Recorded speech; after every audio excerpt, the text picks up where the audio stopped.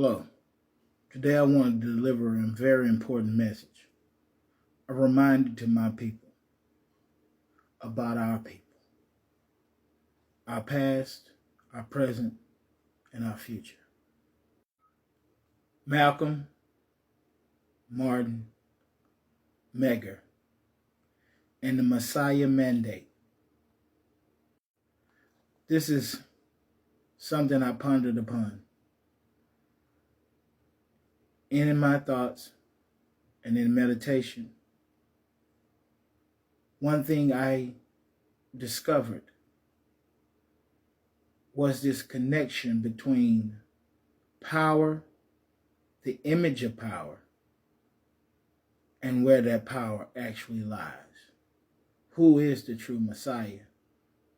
And why there was a Messiah mandate for the destruction thereof of said Messiah in this nation of America in which we live. The melanated father, aka the black man who is to rule over his family, not this nation, not the military of this nation, not the economical forms of this nation, his family. Leadership for his wife, guidance, and a cornerstone for his children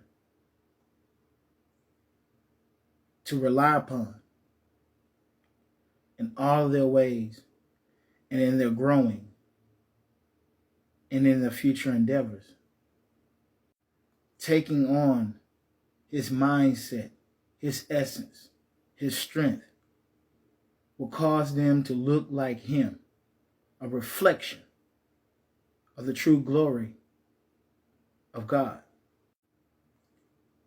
They took the fathers by force, by legislation, by rhetoric, and by ridicule out of the homes, leaving those families destitute. A practice that was designed for that one thing, to destroy any upcoming Messiah, Savior for these people that are hated, that are ridiculed, that are disliked, and that are destroyed for lack of knowledge. That very knowledge of self comes from a father. Therefore, the Father is the library they looked to deem uninhabitable, inaccessible. Look what we have going on now. Willing to go to war with nations and tread upon the liberties and the so-called freedoms, the privileges of being in this nation.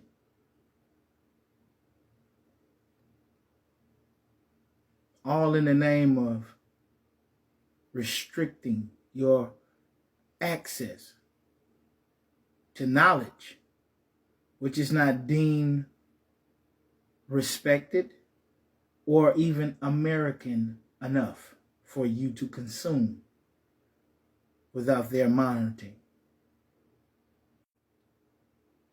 Malcolm, Martin, and Medgar, they spoke to our minds, they spoke to our heart, and they spoke the truth. Medgar, he spoke to our minds, looking to revolutionize education in the way we saw it, what we thought about educating ourselves, and the structure of how we receive knowledge of self, murdered in his front yard for his children to see.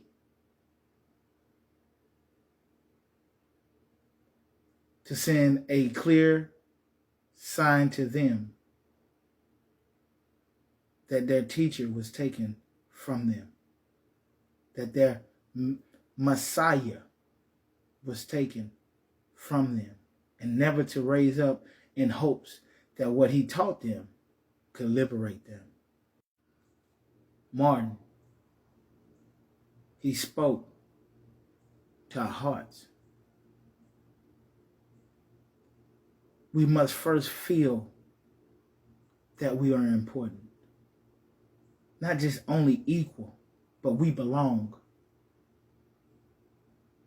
Don't be ashamed of the struggle. Don't be ashamed of even being oppressed, because we are greater than the oppression. See, they wanted us to change our true hearts. We're not true in hatred. We're only true in love. See, we are created out of love. So why would we let any devil make us feel anything other than what we want to feel? We're full of life, and we turn beauty out of any ashes. So Brother Martin wanted us to keep our true natures as pure people and not be infiltrated by their hate, because then we become just as ugly as them. And so they killed him while everybody watched, next to friends and familiars. They killed the man who spoke of love in front of his loved ones as a symbol and a statement. Don't stand up for each other when we take one down. Save your own hide. Brother Malcolm, he spoke to our minds. We must first begin to strategize, putting all the pieces together of ourself. Self-awareness, self-accountability, self-respect, in order to be prepared for whatever war that came. It wasn't just because we could access guns and we just have to show someone we're not going to take it anymore. We had to begin first to think of what we want, what we are going to take. And all we're going to take from this world is what we deserve. And that's honor, that's respect, that's our ability to have the same opportunities as anybody else. And if they don't want to give it to us, we're going to take it by any means necessary. And the first place is taking control of your mind, knowing that these people have put poison in our thought process. We're ready to shoot guns. But how many are ready to kill off the old mindset, to hang it from a tree,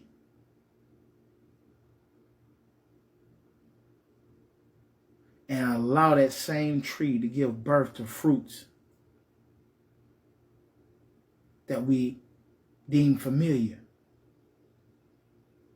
We once were the face and the standard of true divinity in this world. Rulers, kings, queens, princes and princesses and principalities, powers unmatched and undenied. When will we kill this old mindset and live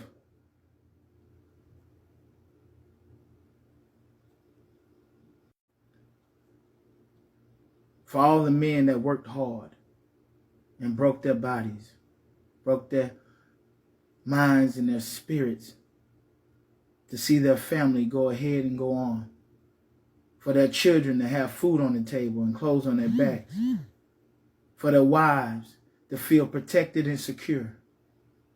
You are a Messiah. And here's my breakdown of the Messiah mandate. Be better. Be you.